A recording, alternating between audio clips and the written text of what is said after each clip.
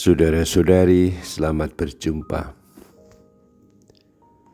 Saat ini saya ingin mengajak Anda merenungkan adorasi sebagai saat kita menyembah Yesus yang adalah Imam Agung menurut tata imamat Melkisedek.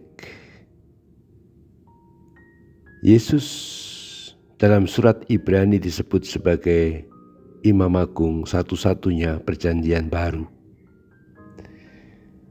Dan kekasan imamatnya adalah imamat yang tidak berasal dari keturunan Harun atau kaum Lewi seperti dalam peraturan di perjanjian lama, tetapi imamat yang berasal dari Allah sendiri. Maka gambarannya, model imamat Yesus Kristus adalah imamat Melkisedek. Melkisedek adalah Raja Salem, Raja Kebenaran. Raja Salem artinya Raja Damai Sejahtera. Dikatakan bahwa Melkisedek itu tidak berbapa, tidak beribu, tidak bersilsilah. Harinya tidak berawal dan hidupnya tidak berkesudahan. Maka Melkisedek sebenarnya mengantisipasi Imam Agung selama-lamanya, yaitu Yesus Kristus Tuhan kita.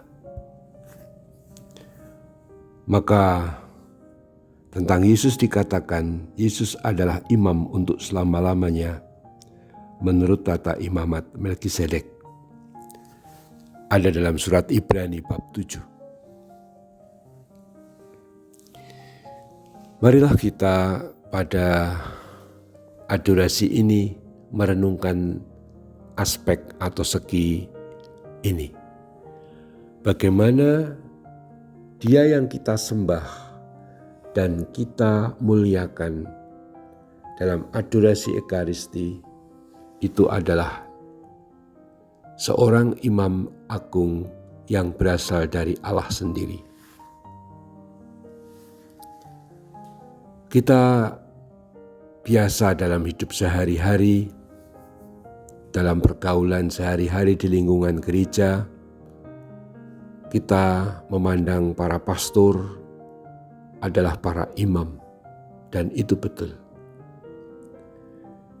Tetapi kami para imam, para pastor, atau orang yang menerima tahbisan imamat, bukanlah imam menurut diri kami sendiri, juga bukan imamatnya para bapak uskup, tapi semua imamat yang diperoleh orang-orang yang ditahbiskan ini hanyalah ambil bagian berpartisipasi dalam satu-satunya imamat perjanjian baru, ialah imamat Yesus Kristus, imamat yang berasal dari Allah sendiri. Hal ini mau menegaskan sebenarnya bahwa yang kita rayakan, yang kita agungkan, yang kita muliakan hanyalah Yesus Kristus Tuhan kita. Bukan romo-romo, pastor-pastor, atau mungkin juga para uskup atau paus. Paus, uskup, imam, romo bisa berganti. Tetapi Tuhan Yesus Kristus yang empunya imamat perjanjian baru adalah tetap.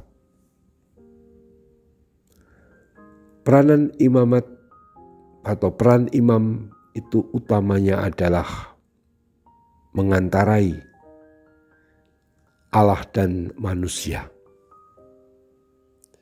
Di dalam diri Yesus Kristus kita menemukan pengantara yang paling agung, karena Dia paling dekat dengan Allah, karena Dia adalah anak Allah, dan Dia sangat dekat dengan kita manusia karena Dia ikut menderita, bahkan ikut mengalami cobaan.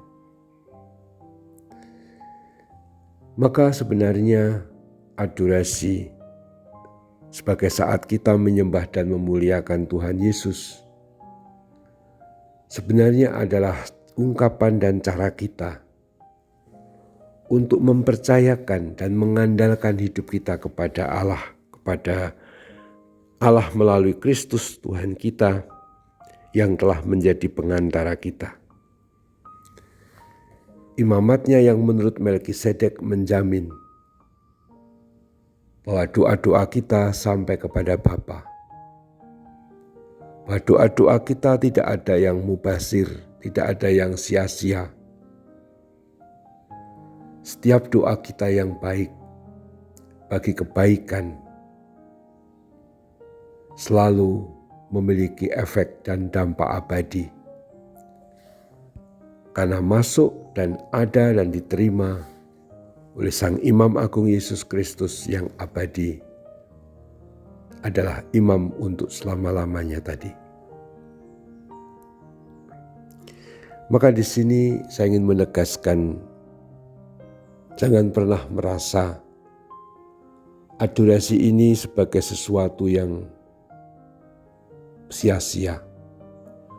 Kadang kita berdoa entah menggunakan jam manapun, bahkan kadang-kadang tidak sedikit yang mau berdoa tengah malam atau pagi hari subuh. Mati raga berkorban. Doa-doa itu tidak ada yang sia-sia. Poinnya jangan dilihat sekedar terkabulnya doa, tapi bahwa doa adalah komunikasi ungkapan yang sampai kepada Allah. Dan tidak ada satu hal pun sekecil apapun yang bagi Allah itu sia-sia untuk kita. Tidak ada yang kehilangan secara manusiawi, yang betul selalu keuntungan dan kebaikan bagi kita. Justru Yesus sebagai Sang Imam Agung menurut tata imamat Melkisedek menjamin bahwa seluruh doa kita, adorasi kita selalu punya makna, selalu tidak pernah sia-sia. Karena Tuhan sendiri yang adalah Imam Agung untuk selama-lamanya menjamin, memastikan bahwa kita ada dalam kedekatan kebersatuan dengannya. Lanjutkan adorasi kita. Terpujilah Tuhan kita Yesus Kristus untuk selama-lamanya. Amin.